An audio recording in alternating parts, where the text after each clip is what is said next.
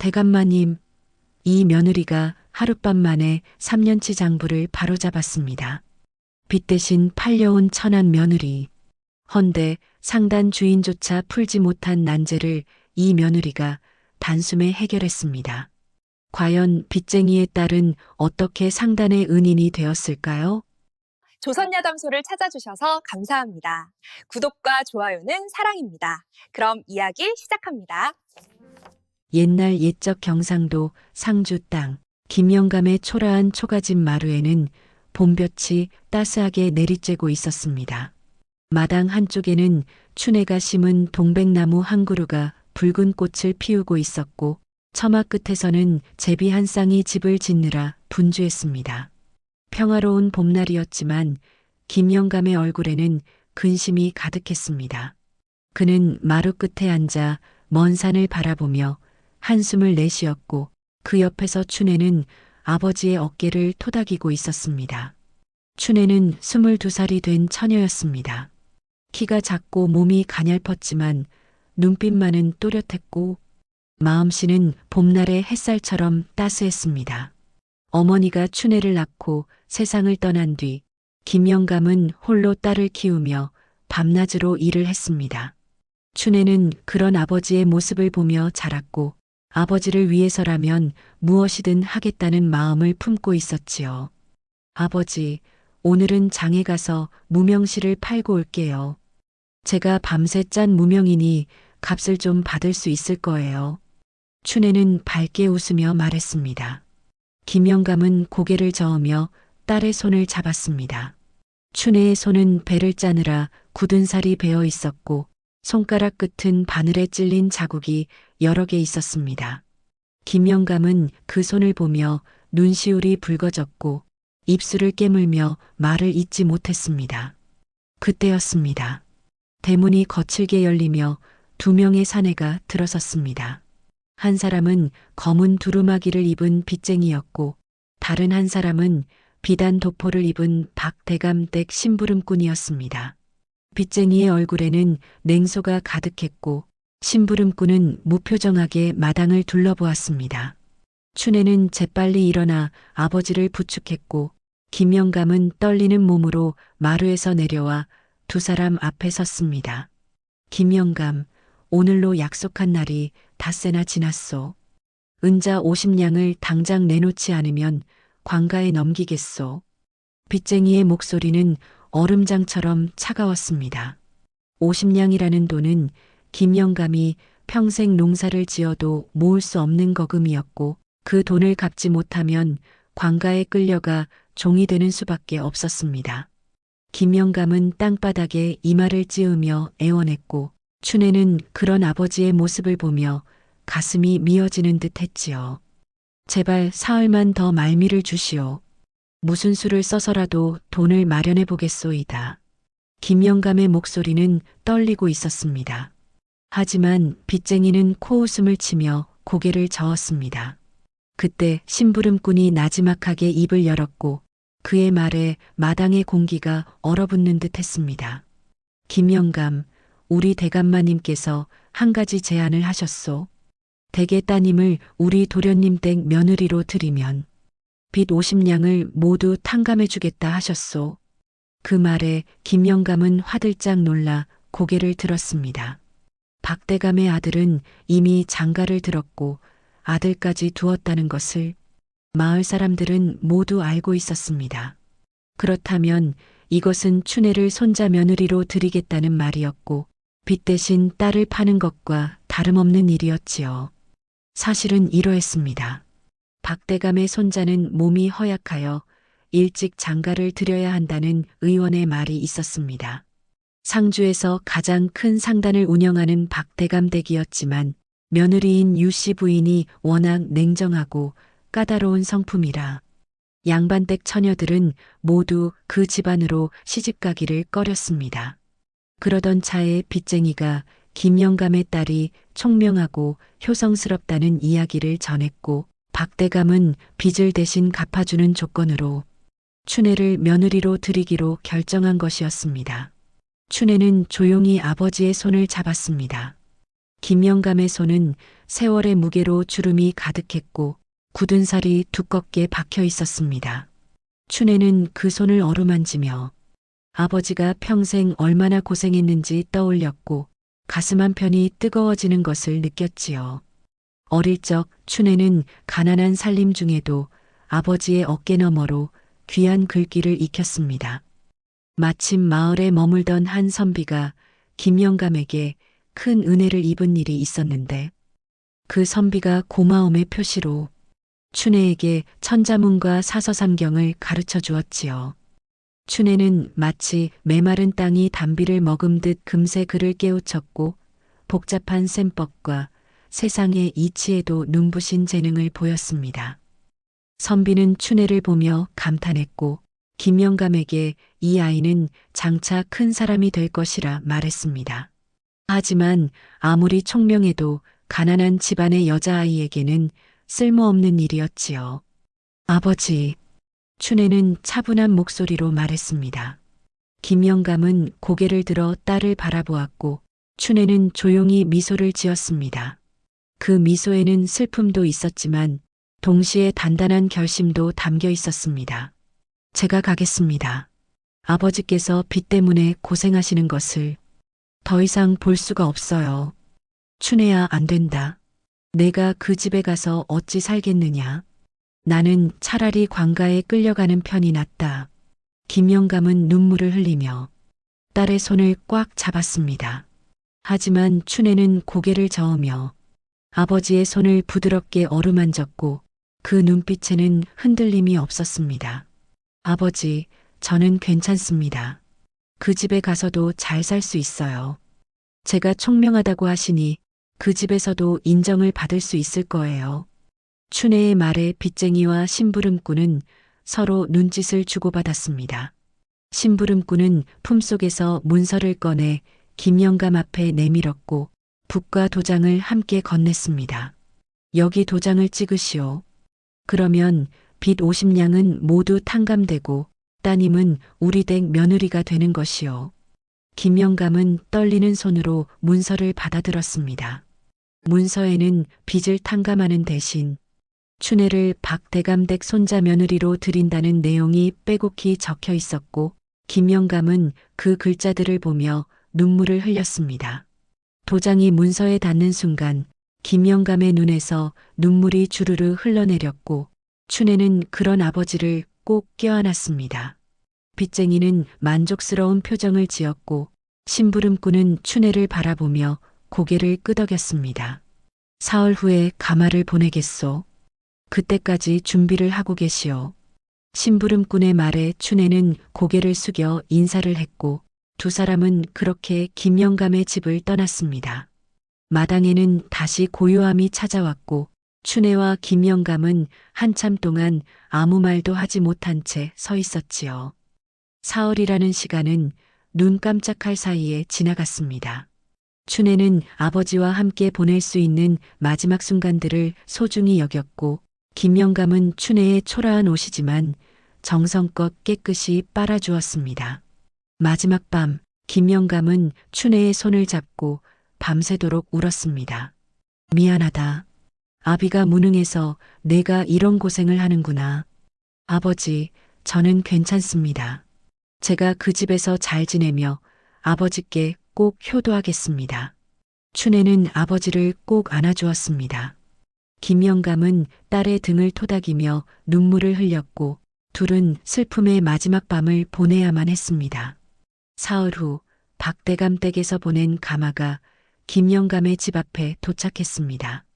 가마는 화려하지 않았지만 깨끗했고 가마꾼 둘이 무표정하게 서 있었습니다. 춘애는 초라한 치마 저고리를 입고 가마 앞에 섰고 김영감은 딸의 손을 꽉 잡으며 눈물을 흘렸습니다. 춘애야, 그 집에서 힘들면 언제든지 돌아오너라. 아비가 여기서 기다리고 있을 테니. 아버지, 걱정하지 마세요. 춘애는 아버지에게 마지막 인사를 하고 가마에 올랐습니다. 가마 안에서 춘애는 아버지를 바라보았고 김영감은 가마가 사라질 때까지 그 자리에 서서 손을 흔들었습니다. 가마가 굽이진 길을 돌아 아버지의 모습이 보이지 않게 되자 춘애는 조용히 눈물을 흘렸지요. 가마는 상주 읍내로 들어섰습니다. 읍내는 사람들로 붐볐고 이곳저곳에서 장사꾼들의 목소리가 들려왔습니다. 가마는 그런 시끌벅적한 거리를 지나 큰 기와집 앞에 멈춰 섰고 춘애는 가마에서 내려 고개를 들어 집을 바라보았습니다. 박대감 댁은 상주에서 가장 큰 기와집이었습니다. 대문부터 위압적이었으며 문 위에는 박대감의 성을 새긴 현판이 걸려 있었습니다. 대문 안쪽으로는 넓은 마당이 보였고 하인들이 바쁘게 오가고 있었습니다. 춘애는 작은 숨을 들이쉬고 대문 안으로 들어섰습니다. 빛 대신 온 며느리가 왔다. 하인 하나가 큰 소리로 외쳤습니다. 그 소리에 마당에 있던 하인들이 모두 춘애를 쳐다보았고 춘애는 고개를 숙인 채 걸음을 옮겼지요. 대청마루에는 유씨 부인이 앉아 있었습니다. 유씨 부인은 화려한 비단 치마 저고리를 입고 있었고 머리에는 금비녀가 꽂혀 있었으며 손에는 비단 부채를 들고 있었습니다. 이 아이가 며느리라는 게냐? 유씨 부인의 목소리는 차가웠습니다. 춘애는 고개를 숙이고 절을 올렸고 목소리를 가다듬어 인사를 올렸습니다. 며느리 춘애, 어머님께 문안 올립니다. 유씨 부인은 부채로 춘애를 가리키며 코웃음을 쳤습니다. 춘애의 옷은 초라했고 치마 저고리는 여러 번 기운 자국이 있었으며 신은 집신도 낡아 있었습니다. 유씨 부인은 춘애를 위아래로 훑어보더니 고개를 저으며 입을 열었습니다. 빚쟁이 딸 주제에 며느리 행세를 하겠다고? 너는 우리 집안의 며느리가 아니라 빚 대신 온종이나 다름없다. 그걸 명심하거라. 춘애는 아무 말도 하지 않고 고개를 숙였고 유씨 부인은 옆에 서 있던 하인을 불렀습니다. 이 아이를 사랑채 구석방에 두거라. 그리고 내일부터 부엌일을 거들게 하여라. 하인은 고개를 숙이고 춘애를 안내했습니다. 춘애는 하인을 따라 사랑채로 향했고 마당을 지나며 박대감 댁의 넓고 화려한 정원을 보았습니다.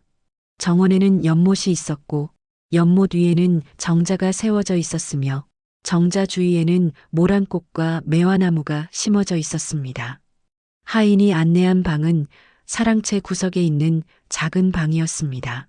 방문을 열자 좁고 어두운 공간이 나타났고 창문은 작아 햇빛이 잘 들지 않았지요. 방 안에는 낡은 이불 한 채와 작은 등잔 하나만 놓여 있었고 벽에는 곰팡이가 슬어 있었습니다. 춘애는 방 안에 들어가 앉았고 한숨을 내쉬었습니다. 이제 이곳이 내가 살아갈 곳이구나. 춘애는 작은 창문을 통해 들어오는 햇빛을 바라보았습니다. 하지만 곧 마음을 가다듬었고 아버지의 얼굴을 떠올리며 스스로를 다독였습니다. 아버지의 빚을 갚았으니 이제 이 집에서 잘 살아야 해. 언젠가는 아버지를 당당하게 모실 수 있는 날이 올 거야. 춘애는 그렇게 결심을 다졌습니다. 그날 밤 춘애는 처음으로 박대감 댁에서 잠을 청했습니다. 방은 추웠고 이불은 얇았지만 춘애는 아버지가 이제 빚쟁이의 독촉에서 벗어났다는 생각에 조금은 마음이 편했지요. 다음 날 새벽 춘애는 부엌으로 향했습니다. 부엌에는 이미 몇몇 하인들이 모여 아침 준비를 하고 있었고 큰 솥에서는 죽이 끓고 있었습니다. 춘애는 조용히 그들에게 다가가 인사를 했고 일손을 거들기 시작했습니다. 하인들은 춘애를 힐끗힐끗 쳐다보며 수군거렸고 그들의 눈빛에는 호기심과 경멸이 섞여 있었습니다. 저 아이가 빚 대신 온 며느리래. 에이, 무슨 며느리야. 그냥 종이지. 하인들의 속삭임이 춘애의 귀에 들렸지만 춘애는 듣지 않은 척했습니다.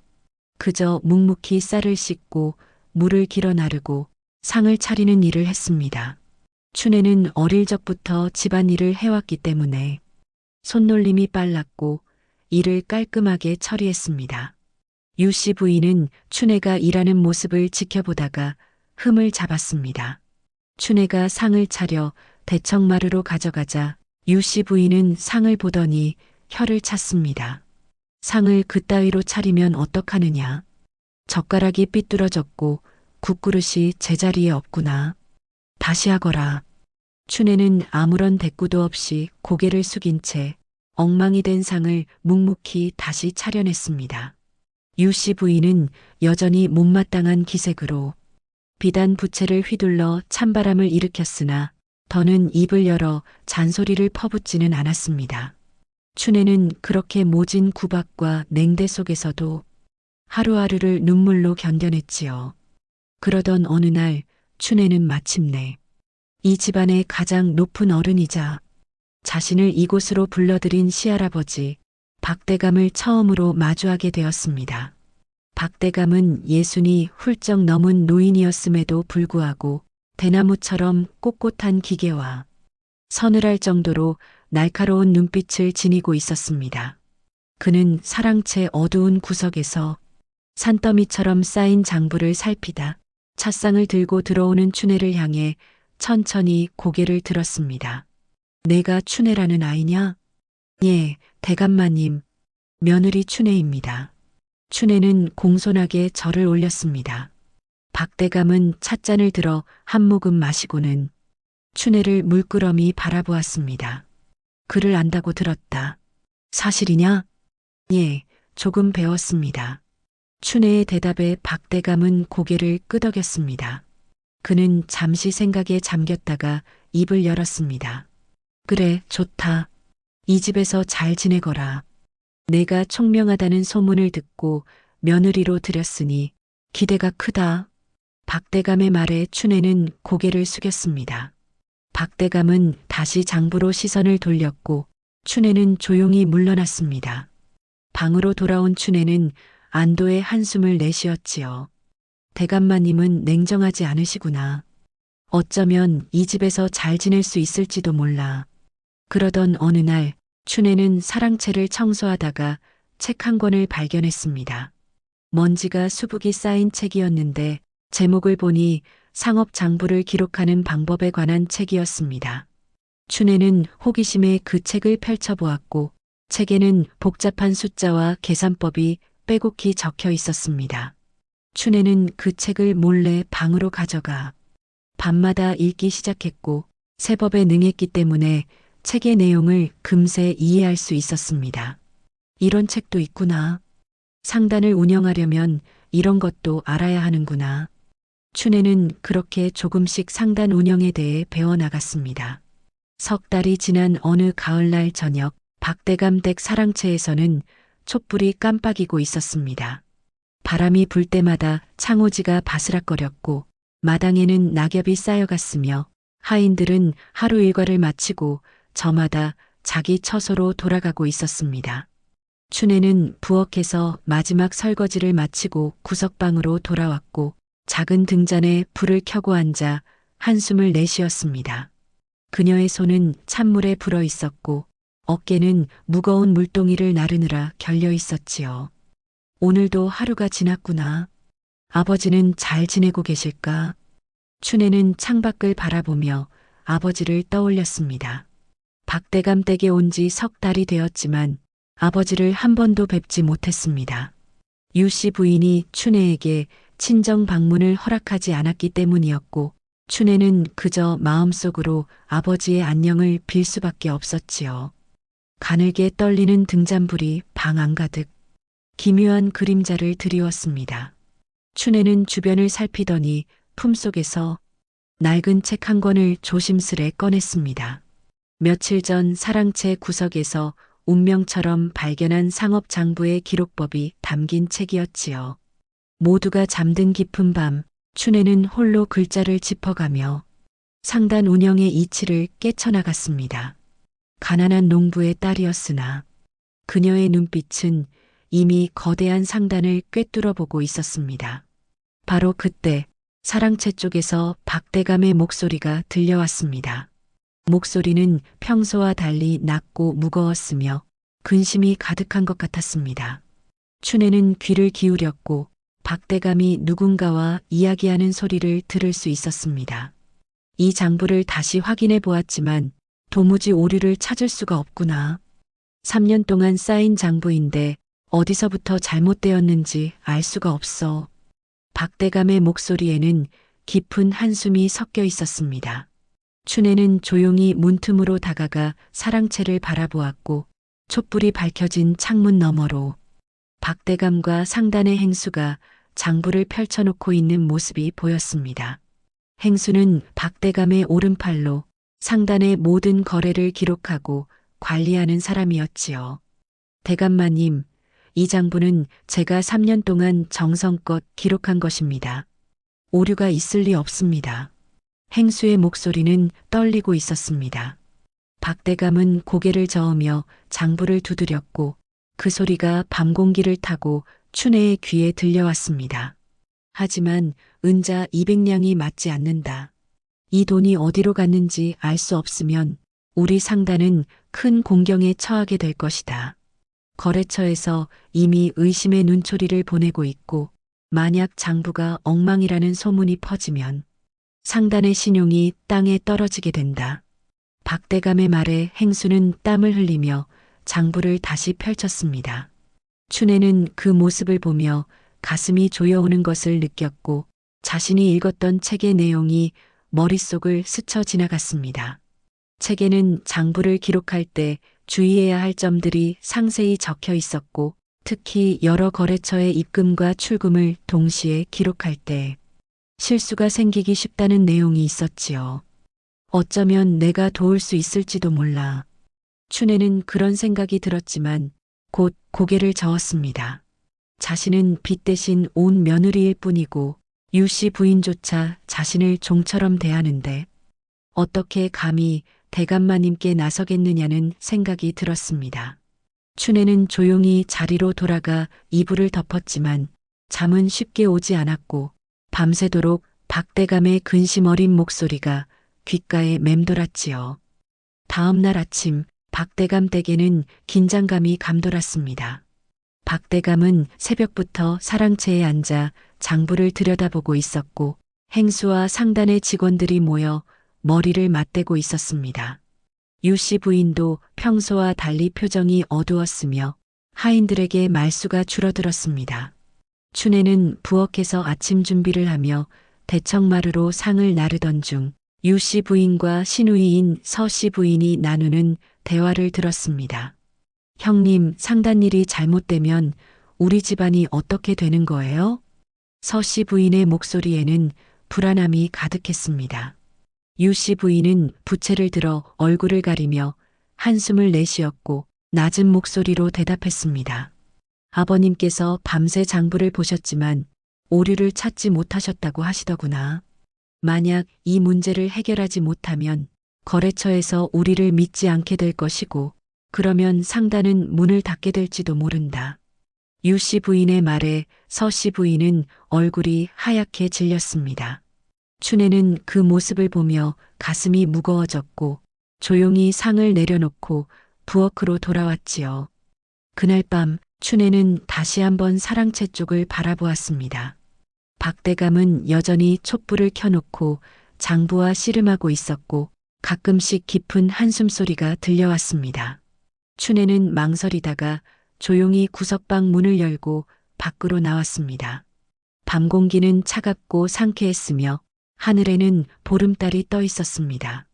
춘애는 사랑채로 다가가 문 앞에 섰고 한참을 망설이다가 작은 목소리로 말했습니다. 대감마님, 며느리 춘애입니다. 문 안에서 박대감의 움직임이 멈췄고 잠시 후 문이 열렸습니다. 박대감은 피곤한 얼굴로 춘애를 내려다보았고 눈에는 핏발이 서 있었습니다. 이 밤중에 무슨 일이냐? 대감마님, 송구하옵니다. 하오나 제가 혹시 도울 수 있지 않을까 하여 이렇게 찾아왔습니다. 춘애의 말에 박대감은 고개를 갸우뚱했습니다. 춘애는 고개를 숙이고 조심스럽게 말을 이었습니다. 대감마님께서 장부 때문에 고심하신다는 말을 들었습니다. 제가 감히 나서는 것이 주제넘은 줄 알지만 혹시 제가 장부를 한번 살펴볼 수 있겠사옵니까? 박대감은 잠시 춘애를 바라보았습니다. 빚 대신 온 며느리가 장부를 보겠다고 하니 황당한 일이었지만 박대감은 춘애가 총명하다는 소문을 기억하고 있었습니다. 그는 잠시 생각하다가 고개를 끄덕였고 춘애를 사랑채 안으로 들어오게 했습니다. 좋다. 한번 보거라. 하지만 기대는 하지 않는다. 나와 행수가 사흘밤을 새워도 찾지 못한 것인데 내가 찾을 수 있을지 의문이구나. 춘애는 고개를 숙이고 방 안으로 들어갔습니다. 탁자 위에는 장부가 산더미처럼 쌓여 있었고 각 장부마다 수많은 거래 내역이 빼곡히 적혀 있었습니다. 춘애는 촛불을 당겨 장부를 펼쳤고 하나하나 꼼꼼히 살펴보기 시작했습니다. 박대감은 한쪽에 앉아 춘애의 모습을 지켜보았고 춘애의 눈이 장부를 따라 빠르게 움직이는 것을 보며 조금 놀란 표정을 지었지요. 춘애는 밤새도록 장부를 넘기며 각 거래처의 입금과 출금을 확인했고 머릿속으로 계산을 해나갔습니다. 박대감은 처음에는 춘애를 지켜보다가 나중에는 옆방으로 가서 잠깐 눈을 붙였습니다. 동이 트기 시작할 무렵 춘애는 조용히 붓을 들어 종이에 무언가를 적기 시작했고 한참을 계산한 끝에 붓을 내려놓았습니다. 대감마님, 가느다란 춘애의 목소리가 새벽 공기를 가르자 깜빡 잠이 들었던 박대감이 황급히 눈을 떴습니다. 비틀거리며 다가온 그의 시선 끝에 춘애가 밤새 피를 말리며 써내려간 종이 한 장이 놓여 있었지요. 춘애는 조심스레 종이를 건네며 믿기 힘든 사실을 담담히 고했습니다. 찾았사옵니다. 뒤틀린 장부의 오류는 두 곳에 숨어 있었습니다.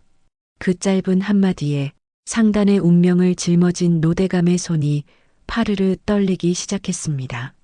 종이에는 춘애가 찾아낸 두 군데의 오류가 적혀 있었고 각 오류가 어디서 발생했는지 얼마나 틀렸는지가 명확하게 기록되어 있었습니다. 박대감은 종이를 받아들고 눈을 크게 떴으며 급히 장부를 펼쳐 확인하기 시작했습니다. 첫 번째 오류는 이러했습니다. 행수가 대구 상단과의 거래를 기록할 때 입금된 은자 50냥을 실수로 5냥으로 적어 놓았던 것입니다. 두 번째 오류는 더욱 교묘했습니다. 안동 상단에서 받은 쌀백석을 은자로 환산할 때 그의 쌀값이 오른 것을 계산에 넣지 않아 실제보다 적게 기록되어 있었던 것이지요. 박대감은 장부를 확인하며 손을 떨었습니다. 춘애가 찾아낸 두 가지 오류를 합치면 정확히 은자 200냥이 되었습니다. 박대감은 종이를 내려놓고 춘애를 물끄러미 바라보았으며 그의 눈에는 놀라움과 감탄이 가득했습니다. 내가 정말로 찾았구나. 나와 행수가 사흘밤을 새워도 찾지 못한 것을 단 하룻밤 만에 찾아내다니. 박대감의 목소리는 떨리고 있었습니다. 춘애는 고개를 숙이고 조용히 대답했습니다. 대감마님, 제가 어릴 적 배운 세법이 조금 도움이 되었을 뿐입니다. 박대감은 고개를 끄덕이며 춘애의 어깨를 두드렸습니다. 그리고 행수를 불러 춘애가 찾아낸 오류를 확인하게 했고 행수는 장부를 보며 얼굴이 하얗게 질렸습니다. 대감마님, 송구하옵니다. 제가 실수를 했습니다. 행수는 땅바닥에 엎드려 용서를 빌었습니다. 박대감은 한숨을 내쉬며 행수를 일으켜 세웠고 엄한 목소리로 말했습니다. 다음부터는 더 조심하거라. 이번 일로 우리 상단이 얼마나 위태로웠는지 알겠느냐. 그날 아침 박대감 댁에는 안도의 분위기가 감돌았습니다. 박대감은 유씨 부인을 불러 춘애가 장부 오류를 찾아낸 일을 이야기했고 유씨 부인은 믿을 수 없다는 표정을 지었습니다. 하지만 박대감이 직접 확인한 일이었기에 유씨 부인도 더 이상 아무 말을 하지 못했습니다. 하지만 참으로 희한한 노릇이었습니다. 춘애가 상단을 구한 공을 세웠음에도 유씨 부인의 태도는 크게 달라지지 않았습니다. 오히려 유씨 부인은 춘애를 더욱 경계하기 시작했고 서씨 부인 또한 춘애를 질투 어린 눈으로 바라보기 시작했지요. 형님, 저 아이가 장부를 본다니 믿기지 않아요. 어쩌면 누가 가르쳐 준 게 아닐까요? 서 씨 부인이 유 씨 부인에게 속삭였습니다. 유 씨 부인은 고개를 끄덕이며 부채를 흔들었고 차가운 목소리로 대답했습니다. 그럴 리가 있겠느냐? 하지만 저 아이가 너무 나서면 안 된다. 빚 대신 온 주제에 대감마님의 총애를 받으려 한다면 우리가 가만히 있을 수 없지. 두 사람의 대화는 춘애의 귀에 들어왔지만 춘애는 아무 말도 하지 않았습니다. 그저 묵묵히 자신의 일을 할 뿐이었고 박 대감께서 인정해 주신 것만으로도 감사한 마음이었습니다. 하지만 춘애는 알지 못했습니다. 자신의 능력이 빛을 발할수록 자신을 시기하는 사람들이 늘어나고 있다는 것을 말이지요. 며칠 후 박 대감은 춘애를 다시 불렀습니다. 이번에는 상단의 새로운 거래를 검토해 달라는 부탁이었습니다. 안동의 큰 상단에서 쌀 300석을 사겠다는 제안이 들어왔는데 그 조건이 복잡하여 행수도 쉽게 판단을 내리지 못하고 있었던 것입니다. 춘애는 조심스럽게 제안서를 받아보았고 하루 동안 꼼꼼히 계산한 끝에 박 대감께 답을 드렸습니다. 대감마님, 이 거래는 받아들이지 않는 것이 좋겠습니다.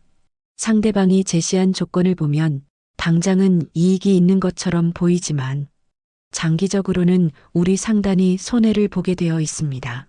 춘애는 자세한 계산 결과를 보여주었고 박 대감은 고개를 끄덕이며 감탄했습니다. 그리고 춘애의 조언대로 그 거래를 거절했는데 나중에 알고 보니 안동 상단은 다른 상단들에게도 같은 제안을 했다가 모두 거절당했고 결국 그 상단은 큰 손해를 보고 문을 닫게 되었습니다. 박 대감은 춘애 덕분에 큰 손실을 피할 수 있었다며 크게 기뻐했고 상단 직원들도 춘애의 능력을 인정하기 시작했습니다. 하지만 유 씨 부인과 서 씨 부인의 질투는 더욱 깊어져 갔습니다. 두 사람은 몰래 모여 춘애를 쫓아낼 방법을 궁리하기 시작했고 그 음모는 춘애가 전혀 예상하지 못한 방향으로 전개되어 가고 있었습니다. 사단은 그날 초저녁에 터졌습니다. 늦가을 바람이 쌀쌀하게 불어오던 저녁 박대감 댁 사랑채에서는 상단의 중요한 회의가 열리고 있었습니다. 대청마루에는 촛불이 환하게 밝혀져 있었고 박대감을 비롯한 상단의 주요 인물들이 모여 앉아 있었으며 탁자 위에는 각종 장부와 문서가 펼쳐져 있었습니다. 춘애는 부엌에서 차를 준비하여 사랑채로 가져갔고 조심스럽게 문을 두드린 뒤 안으로 들어갔습니다. 대감마님, 차를 가져왔습니다. 춘애는 고개를 숙이고 차를 올렸습니다. 박대감은 고개를 끄덕이며 춘애에게 잠시 기다리라는 손짓을 했고 춘애는 한쪽에 조용히 서 있었습니다. 회의는 새로운 거래에 관한 것이었는데 전라도의 큰 상단에서 면포 1000피를 사겠다는 제안이 들어온 상태였습니다. 행수는 이 거래가 큰 이익을 가져올 것이라며 적극적으로 찬성했고 다른 직원들도 고개를 끄덕이고 있었습니다. 대감마님, 이 거래는 받아들이는 것이 좋겠습니다. 면포값이 요즘 오르고 있으니 지금 팔면 큰 이익을 남길 수 있습니다. 행수의 말에 박 대감은 잠시 생각에 잠겼습니다. 그러다가 문득 춘애를 돌아보았고 조용히 물었습니다. 춘애야, 내 생각은 어떠하냐? 박 대감의 질문에 행수와 다른 직원들이 춘애를 쳐다보았습니다.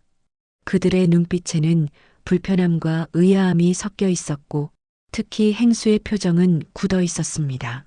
춘애는 조심스럽게 입을 열었습니다. 대감마님, 송구하오나 제 생각을 말씀드리자면 이 거래는 신중히 검토하셔야 할 것 같습니다. 춘애의 말에 행수가 얼굴을 붉히며 끼어들었습니다. 무슨 말씀이십니까? 이 거래는 우리 상단에 큰 이익을 가져올 것이 분명합니다. 하지만 박 대감은 손을 들어 행수를 제지했고 춘애에게 계속 말하라는 눈빛을 보냈습니다. 춘애는 고개를 숙이고 조심스럽게 설명했습니다. 대감마님, 제가 며칠 전 읍내 장터에 나갔을 때 들은 이야기로는 전라도 지방에 흉년이 들었다고 합니다. 만약 흉년이 심각하다면 상대방이 대금을 제때 지불하지 못할 수도 있습니다. 또한 면포값이 오르고 있다고는 하나 곧 겨울이 끝나면 다시 내려갈 것입니다. 춘혜의 말에 박대감은 고개를 끄덕였습니다. 하지만 행수는 더욱 화가 난 표정으로 춘혜를 노려보았고 다른 직원들도 불편한 기색을 감추지 못했습니다. 춘혜는 그들의 시선을 느끼며 가슴이 무거워졌지만 박대감께서 물으신 일이었기에 솔직하게 답할 수밖에 없었지요. 대감마님, 며느리 주제에 상단일에 나서는 것이 주제넘은 줄 압니다만 제 생각은 그러합니다. 박대감은 한참을 생각하다가 고개를 끄덕였습니다. 좋다. 춘혜의 말에도 일리가 있구나. 이 거래는 좀 더 신중히 검토한 후에 결정하도록 하자. 박대감의 결정에 행수는 입술을 깨물었고 다른 직원들도 서로 눈짓을 주고받았습니다. 회의가 끝나고 춘혜가 물러나자 행수는 박대감께 조심스럽게 말했습니다. 대감마님, 며느리가 상단일에 너무 깊이 관여하는 것은 좋지 않은 것 같습니다. 다른 직원들도 불편해하고 있습니다. 박대감은 고개를 저으며 대답했습니다. 춘혜는 총명하고 신중하다. 그 아이의 조언 덕분에 우리가 몇 번이나 손해를 피했느냐? 그대도 인정하지 않는 게냐? 행수는 더 이상 말을 잇지 못하고 물러났습니다. 하지만 그의 눈빛에는 춘혜를 향한 질투와 원망이 가득했고 그날 밤 행수는 유씨 부인과 서씨 부인을 몰래 찾아갔습니다. 부인마님, 이대로 두면 저 며느리가 상단을 장악하게 될 것입니다. 대감마님께서 저 아이의 말만 들으시니 저희는 설 자리가 없습니다요. 행수의 말에 유씨 부인은 부채를 흔들며 고개를 끄덕였습니다. 서씨 부인 또한 입술을 깨물며 분한 표정을 지었고 세 사람은 밤늦도록 춘혜를 쫓아낼 음모를 꾸몄습니다. 며칠 후 박대감 댁에 큰 소동이 일어났습니다.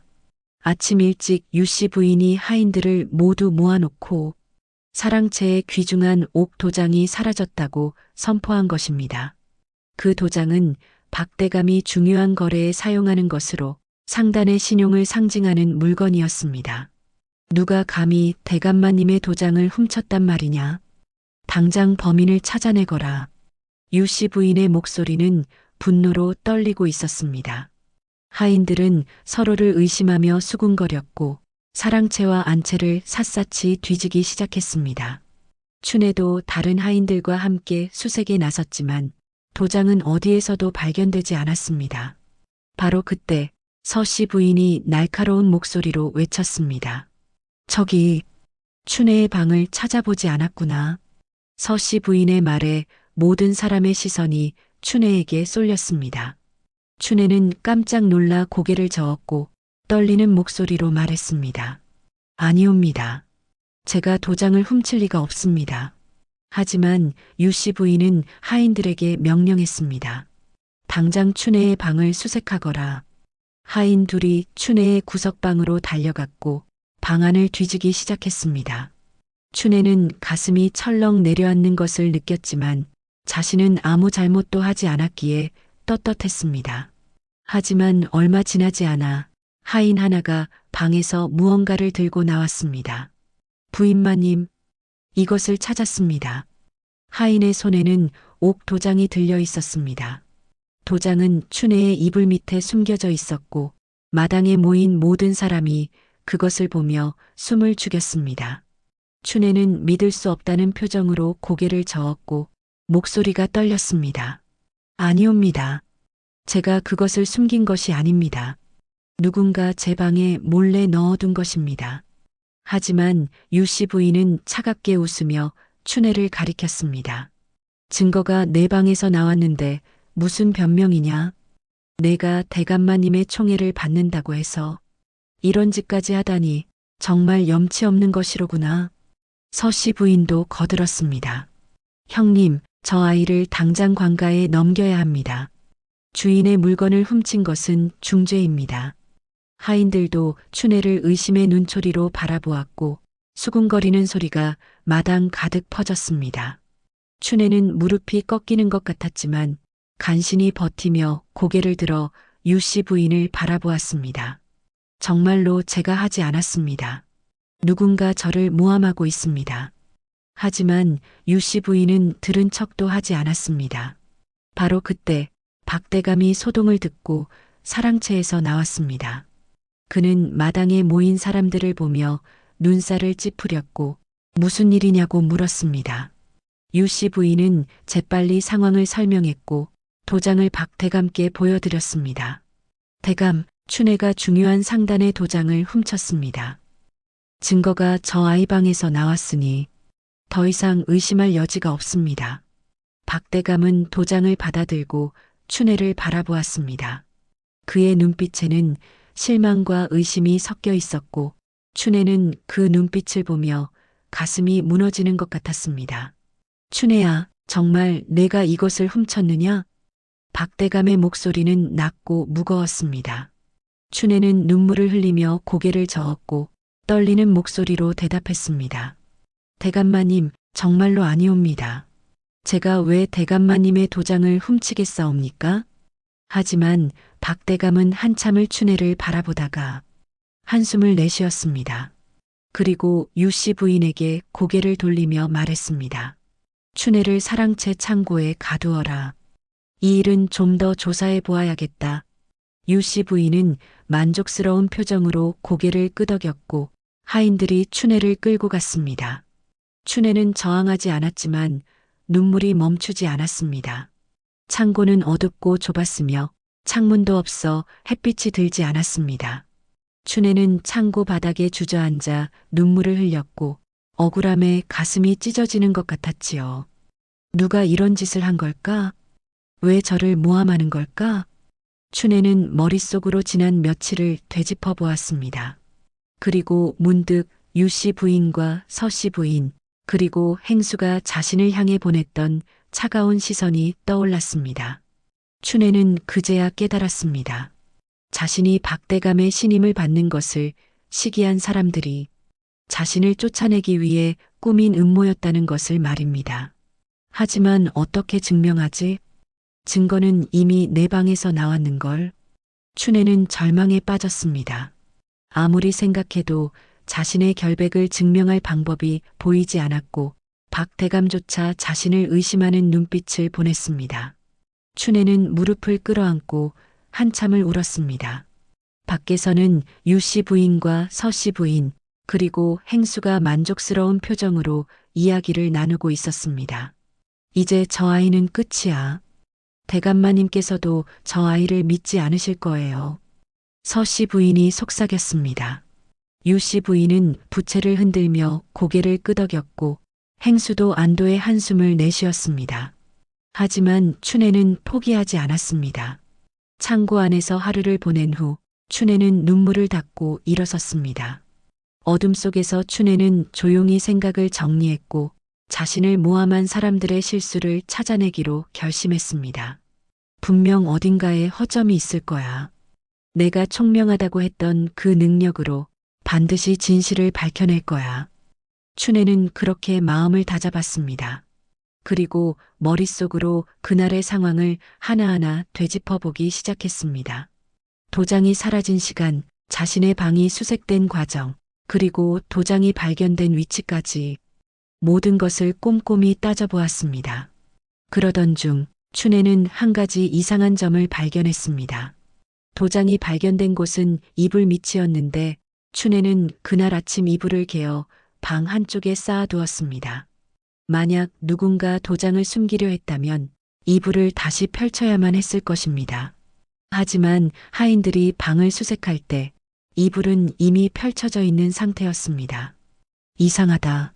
내가 아침에 방을 나선 후 누군가 내 방에 들어와 이불을 펼치고 도장을 숨긴 것이다. 그렇다면 그 사람은 내가 언제 방을 비우는지 알고 있었다는 뜻이야. 춘애는 조금씩 실마리를 찾아가고 있었습니다. 그리고 또 하나의 의문이 떠올랐습니다. 서 씨 부인이 너무나 빠르게 자신의 방을 수색하자고 제안했다는 것입니다. 마치 미리 알고 있었던 것처럼 말입니다. 춘애는 창고 바닥에 앉아 모든 것을 정리했습니다.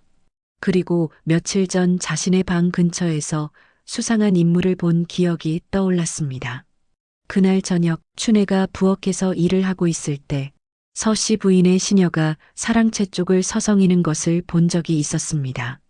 그래, 그때 그 시녀가 내 방에 들어갔을지도 몰라. 서씨 부인의 명령을 받고 말이야. 춘혜는 점점 진실에 가까워지고 있었습니다. 하지만 문제는 이것을 어떻게 증명하느냐는 것이었습니다. 춘혜는 창고 안에서 밤을 새우며 계속 생각했고 드디어 한 가지 방법을 떠올렸습니다. 만약 내가 박대감께 직접 조사를 요청한다면, 서씨 부인의 시녀를 신문하면 진실이 드러날지도 몰라. 춘혜는 희망을 품고 다음 날 아침을 기다렸지요. 창고 문틈으로 새어 들어오는 희미한 빛을 보며 춘혜는 조용히 다짐했습니다. 아버지, 저는 포기하지 않을 거예요. 제가 결백하다는 것을 반드시 증명하고 저를 모함한 사람들을 밝혀낼 거예요. 춘혜의 눈빛에는 굳은 결심이 담겨 있었습니다. 드디어 사흘째 되는 날이 왔습니다. 창고 안은 여전히 어두웠고 춘혜는 그 어둠 속에서 사흘 밤낮을 보냈습니다. 하지만 춘혜의 눈빛만은 더욱 밝아져 있었고 그녀는 자신의 결백을 증명할 완벽한 계획을 세워놓은 상태였습니다. 새벽 일찍 창고 문이 열렸고 하인 하나가 물과 밥 한 그릇을 들고 들어왔습니다. 춘혜는 조용히 그 하인에게 부탁했습니다. 대감마님께 전해주십시오. 제가 드릴 말씀이 있다고요. 하인은 고개를 끄덕이고 나갔습니다. 얼마 후 박대감이 창고 앞에 나타났고 문을 열고 춘혜를 바라보았습니다. 그의 얼굴에는 여전히 의심과 실망이 섞여 있었지만 동시에 무언가를 듣고 싶어하는 기색도 보였습니다. 무슨 말을 하고 싶으냐? 박대감의 목소리는 차갑고 무거웠습니다. 춘혜는 고개를 들어 박대감을 똑바로 바라보았고 떨림 없는 목소리로 말했습니다. 대감마님, 제가 결백하다는 것을 증명하고 싶습니다. 저에게 기회를 주십시오. 어떻게 증명하겠느냐? 증거는 이미 내 방에서 나왔느니라. 박대감은 눈살을 찌푸렸습니다. 춘혜는 조심스럽게 한 걸음 앞으로 나아가며 말을 이었습니다. 대감마님, 제가 도장을 훔쳤다면 어째서 그것을 제 방에 숨겼겠습니까? 그것은 너무나 어리석은 짓입니다. 제가 총명하다고 하셨는데 그런저라면 도장을 훔친 후 다른 곳에 숨기거나 아예 집 밖으로 내보냈을 것입니다. 춘혜의 말에 박대감은 잠시 멈칫했습니다. 춘혜의 논리가 일리가 있었기 때문입니다. 춘혜는 기회를 놓치지 않고 계속 말했습니다. 또한 제가 그날 아침 방을 나설 때 이불을 개어 방 한쪽에 쌓아두었습니다. 하지만 하인들이 제 방을 수색할 때 이불은 이미 펼쳐져 있었습니다. 이것은 누군가 제가 방을 비운 사이에 들어와 이불을 펼치고 도장을 숨겼다는 뜻입니다. 박대감의 눈빛이 조금씩 변하기 시작했습니다. 춘혜는 더욱 힘을 내어 말을 이었습니다. 그리고 서씨 부인께서는 너무나 빠르게 제 방을 수색하자고 제안하셨습니다. 마치 미리 알고 계신 것처럼 말입니다. 대감마님, 만약 서씨 부인의 시녀를 불러 신문하신다면 진실이 드러날 것입니다. 춘혜의 말에 박대감은 깊은 생각에 잠겼습니다. 그는 한참을 춘혜를 바라보다가 고개를 끄덕였고 하인을 불러 서씨 부인의 시녀를 데려오라고 명령했습니다. 잠시 후 사랑채 대청마루에 박대감과 춘혜 그리고 유씨 부인과 서씨 부인이 모였습니다. 서씨 부인의 시녀인 월이는 떨리는 몸으로 마루 아래에 무릎을 꿇고 있었고 그녀의 얼굴은 창백했습니다. 박대감은 엄한 목소리로 월이에게 물었습니다. 월이야, 사흘 전 춘혜의 방 근처에서 무엇을 했느냐? 월이는 고개를 숙이고 떨리는 목소리로 대답했습니다. 아무것도 하지 않았습니다. 하지만 박대감은 탁자를 손으로 쳤고 더욱 엄한 목소리로 다그쳤습니다. 거짓말을 하지 마라. 춘혜가 이미 내가 그 근처에 있었다는 것을 보았다고 하지 않았느냐? 월이는 더욱 떨기 시작했습니다. 서씨 부인이 재빨리 끼어들었고 긴장한 목소리로 말했습니다. 아버님, 월이는 그저 청소를 하고 있었을 뿐입니다. 의심하실 필요가 없습니다. 하지만 박대감은 서씨 부인을 매섭게 쳐다보았고 다시 월이에게 물었습니다. 마지막으로 묻겠다. 사실대로 말하면 용서하겠지만 계속 거짓말을 하면 관가에 넘기겠다. 박대감의 위험 있는 목소리에 월이는 마침내 무너졌습니다. 그녀는 눈물을 흘리며 바닥에 엎드렸고 떨리는 목소리로 진실을 털어놓기 시작했습니다. 죄송합니다. 대감마님. 제가 서씨 부인마님의 명령을 받고 춘혜의 방에 도장을 숨겼습니다. 월이의 고백에 대청마루가 술렁거렸습니다. 유씨 부인은 놀라서 입을 벌렸고 서씨 부인은 얼굴이 하얗게 질렸습니다. 춘혜는 조용히 눈물을 흘렸지만 그 눈물은 억울함이 아닌 안도의 눈물이었습니다. 뭐라고? 박대감은 분노하며 서씨 부인을 노려보았습니다. 서씨 부인은 급히 변명을 늘어놓았습니다. 아버님, 그것은 오해입니다. 저는 그런 명령을 한 적이 없습니다. 하지만 월이는 계속해서 진실을 말했습니다. 서씨 부인마님께서 직접 도장을 주시며 춘혜의 방 이불 밑에 숨기라고 하셨습니다. 그리고 춘혜가 부엌에 있을 때 몰래 방에 들어가 이불을 펼치고 도장을 숨겼습니다. 월이의 고백은 계속되었습니다. 서씨 부인은 유씨 부인과 행수와 함께 춘혜를 쫓아내기 위해 이 모든 것을 꾸몄다는 것, 행수가 사랑채에서 도장을 몰래 가져왔다는 것, 그리고 서씨 부인이 수색 당일 일부러 춘혜의 방을 먼저 조사하자고 제안했다는 것까지 모든 진실이 밝혀졌습니다. 박대감은 분노로 온몸을 떨었습니다. 그는 서씨 부인을 향해 손가락을 가리키며 소리쳤습니다. 내가 어찌 감히 이런 짓을 하였느냐? 내 시기심 때문에 무고한 사람을 모함하다니 이것이 양반과 며느리가 할 짓이냐? 서씨 부인은 바닥에 엎드려 눈물을 흘렸지만 변명의 여지는 없었습니다. 유씨 부인 또한 창백한 얼굴로 고개를 숙였고 행수는 이미 도망치려다 하인들에게 붙잡혀 있는 상태였습니다. 바로 그 순간이었습니다. 박대감은 춘혜를 돌아보았고 그의 눈빛에는 미안함과 존경이 가득했습니다. 그는 춘혜에게 다가가 두 손으로 그녀의 손을 잡았습니다. 춘혜야, 내가 너를 의심했구나. 정말 미안하다. 내가 아니었다면 이 진실을 영원히 알 수 없었을 것이다. 춘혜는 고개를 숙이고 눈물을 흘렸습니다. 박대감은 춘혜의 어깨를 토닥이며 모든 하인과 가족들 앞에서 선포했습니다. 오늘부터 춘혜는 더 이상 빚 대신 온 며느리가 아니다. 춘혜는 우리 박씨 가문의 진정한 며느리이며 상단의 귀한 조언자이다. 박대감의 선포에 하인들은 박수를 쳤고 춘혜는 감격의 눈물을 흘렸습니다.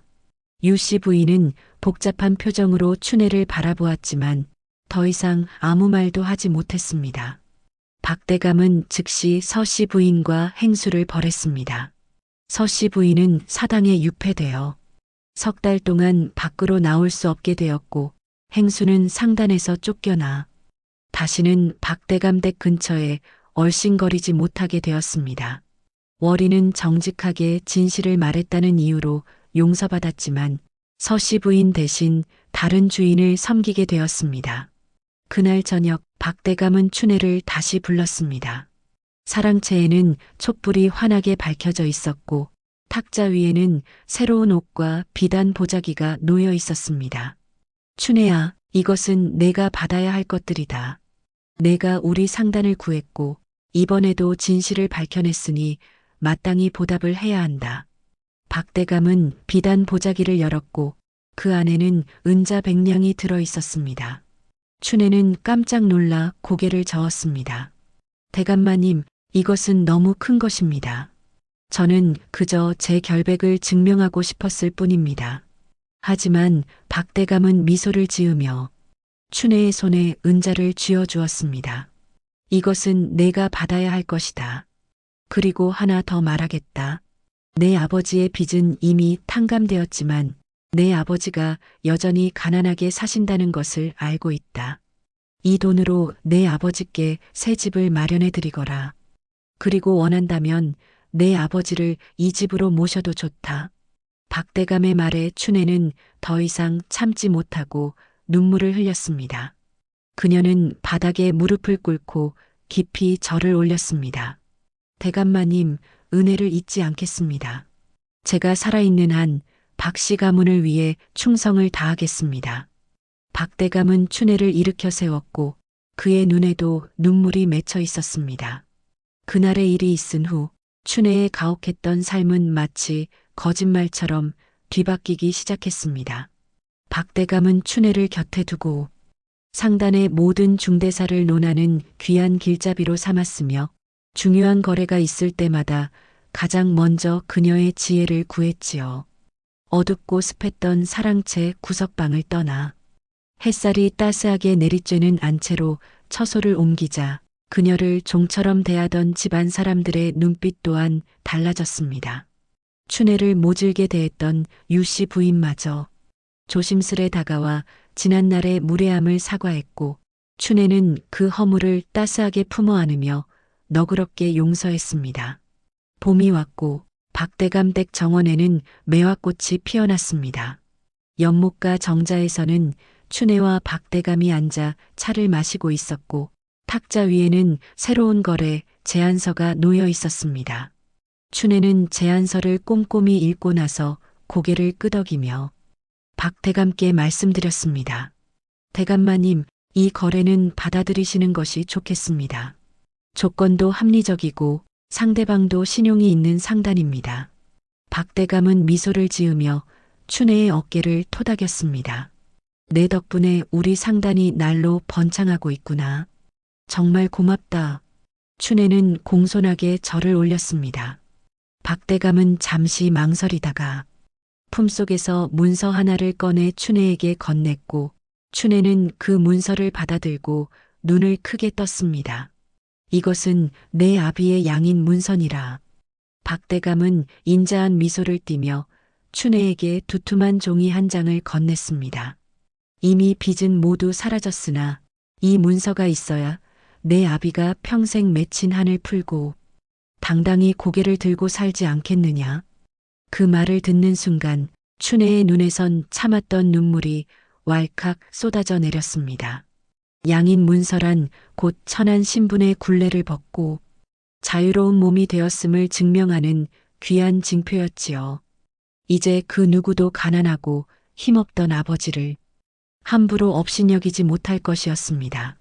춘애는 떨리는 손으로 문서를 소중히 품에 안은 채 대감마님을 향해 바닥에 이마를 찌우며 깊고 깊은 절을 올렸습니다. 며칠 후 춘애는 고운 비단옷을 차려입고 화려한 가마에 몸을 실은 채 그리운 친정으로 향하였습니다. 그 뒤로는 건장한 하인 둘이 무거운 보따리를 짊어지고 조심스레 발걸음을 옮기고 있었지요. 빚쟁이에게 팔려가던 불쌍한 처녀로만 기억하던 마을 사람들은 눈부시게 변한 그녀의 모습에 넋을 잃고 바라보다 이내 저마다 고개를 숙여 극진히 예를 갖추었습니다. 춘애는 야윈 아버지를 부서질 듯 꼭 껴안았고 두 사람은 마당 한복판에서 한참 동안이나 눈물을 쏟아내며 서 있었습니다. 이윽고 춘애는 아버지를 방 안으로 극진히 모신 뒤 가져온 보따리를 조심스레 풀었지요. 그 안에는 윤기가 흐르는 비단옷과 귀한 먹을거리가 가득했고 그 무엇보다 눈부신 양인 문서가 놓여 있었습니다. 춘애는 떨리는 손으로 문서를 들어 아버지께 올리며 목이 메는 목소리로 나직이 음조렸습니다. 아버지, 이제는 더 이상 누구의 눈치도 보지 마옵소서. 이것이 아버지를 평생의 굴레에서 벗어나게 해줄 귀한 징표이옵니다. 아버지는 고개 숙여 기쁨의 눈물만 흘리고 있었습니다. 이 모든 것이 저를 귀하게 키워주신 아버지의 덕분이옵니다. 제게 글을 깨치게 하시고 세상의 밝은 이치와 셈법을 익히게 해주셨기에 오늘의 제가 있을 수 있었사옵니다. 춘애는 아버지를 모시고 마을 어귀, 볕이 잘 드는 곳에 새로 지은 기와집으로 향했습니다. 박대감이 내어준 은자로 아버지를 위해 정성껏 마련한 단단하고도 아담한 거처였지요. 믿기지 않는 현실에 김영감은 떨리는 손으로 문지방을 만져보며 하염없이 눈물을 흘렸습니다. 방 세 칸에 부엌과 마루가 정갈하게 갖춰져 있고 마당 한쪽에는 소박한 텃밭까지 일구어 놓은 그 집은 아버지를 향한 춘애의 절절한 사랑 그 자체였습니다. 춘애야, 내가 이 못난 아비를 위해 이토록 마음을 써주다니. 나는 참으로 복이 많은 사람이로구나. 아비의 통곡 섞인 말에 춘애는 조용히 함께 눈물을 닦았습니다. 그날 밤 부녀는 달빛 아래 마루에 앉아 지난 세월의 모진 풍파를 회상하며 밤이 깊어가는 줄도 모르고 이야기를 나누었습니다. 어느덧 돌아갈 시간, 김영감은 버선발로 대문 밖까지 나와 딸을 배웅했고 춘애는 가마에 오르기 전 아버지께 마지막으로 지극한 절을 올렸지요. 아버지, 부디 강령하십시오. 내달에 다시 찾아뵙겠사옵니다. 가마가 마을길을 돌아 멀어지는 내내 김영감은 가마가 보이지 않을 때까지 손을 흔들며 서 있었습니다. 창 너머로 아버지를 바라보던 춘애는 조용히 뺨을 타고 흐르는 눈물을 닦아내었습니다. 그것은 더 이상 슬픔이 아닌 비로소 얻어낸 평안과 기쁨이 담긴 뜨거운 눈물이었습니다. 세월이 흘러 춘애는 박대감 댁에서 10년을 보냈습니다. 그동안 춘애는 상단을 더욱 번창하게 만들었고 박씨 가문은 상주에서 가장 존경받는 가문이 되었습니다. 박대감은 칠순을 맞이하여 큰 잔치를 열었고 그 자리에서 춘애를 상단의 공식 후계자로 지명했습니다. 모든 사람이 박수를 쳤고 춘애는 감격의 눈물을 흘렸습니다. 김영감도 잔치에 초대되었고 그는 비단 도포를 입고 상주 읍내로 왔습니다. 양반들과 함께 자리에 앉은 김영감은 당당했고 누구도 그를 무시하지 못했습니다. 춘애는 아버지를 보며 흐뭇한 미소를 지었고 박대감은 김영감에게 술을 권하며 이야기를 나누었지요. 김영감, 따님을 참으로 잘 키우셨소. 춘애 덕분에 우리 상단이 이렇게 번창하게 되었소. 아닙니다. 대감마님. 모두 대감마님의 은혜입니다. 제 딸을 며느리로 받아주시고 이렇게 귀하게 대해주시니 이 늙은이는 감사할 따름입니다. 두 사람은 술잔을 부딪히며 웃었고 춘애는 두 사람을 바라보며 행복한 미소를 지었습니다. 어느 가을날 저녁 춘애는 박대감댁 정원을 거닐고 있었습니다. 연못에는 달빛이 비치고 있었고 단풍잎이 바람에 흔들리고 있었습니다. 춘애는 정자에 앉아 지난 세월을 회상했고 가슴 깊은 곳에서 감사의 마음이 솟아올랐습니다. 아버지의 빚 때문에 이 집에 왔지만 이제는 진정한 가족이 되었구나. 춘애는 하늘을 올려다보았습니다. 별들이 반짝이고 있었고 달은 환하게 빛나고 있었습니다. 춘애는 조용히 기도했습니다. 아버지께서 건강하시기를, 박대감 댁이 계속 번창하기를, 그리고 자신이 이 은혜를 평생 잊지 않기를 기도했습니다. 빚쟁이의 딸이 상단의 은인이 될 수 있었던 것은 다름 아닌 춘애의 지혜와 효심, 그리고 굴하지 않는 용기 덕분이었습니다. 춘애는 빚 대신 팔려왔지만 자신의 능력으로 모든 이의 인정을 받았고 결국 박씨 가문의 진정한 며느리가 되었던 것입니다. 옛말에 덕을 쌓으면 복이 온다고 하였습니다. 춘애는 어려운 상황 속에서도 아버지를 위해 희생했고 박대감 댁에서도 성실하게 일했습니다. 그 덕이 쌓여 마침내 큰 복으로 돌아온 것이었습니다. 또한 진심은 통한다는 말처럼 춘애의 진실한 마음이 박대감을 감동시켰고 결국 온 가문의 인정을 받게 된 것입니다. 신분이 낮고 출신이 천하다 해도 지혜와 진심이 있다면 누구든 높은 자리에 오를 수 있다는 것을 이 이야기는 보여줍니다. 오늘 이야기 마음에 깊은 울림이 있으셨는지요? 구독과 좋아요로 소중한 인연이 이어졌으면 합니다. 여러분의 따뜻한 마음에 가슴 뭉클한 사연으로 정성껏 보답하겠습니다. 지금 어느 지역에서 함께하고 계신지 편하게 댓글로 말씀 주시면 감사한 마음 담아 반갑게 인사 올리겠습니다. 댁내에 늘 평안이 깃들길 바라며 지금까지 조선야담소였습니다. 감사합니다.